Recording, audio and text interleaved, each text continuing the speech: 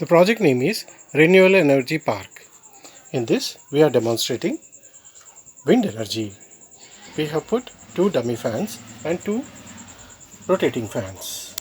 This is the wind park, and the right side part is the solar park, where the solar panels generate electricity. There is another mode of electricity generation, which is a hydro park.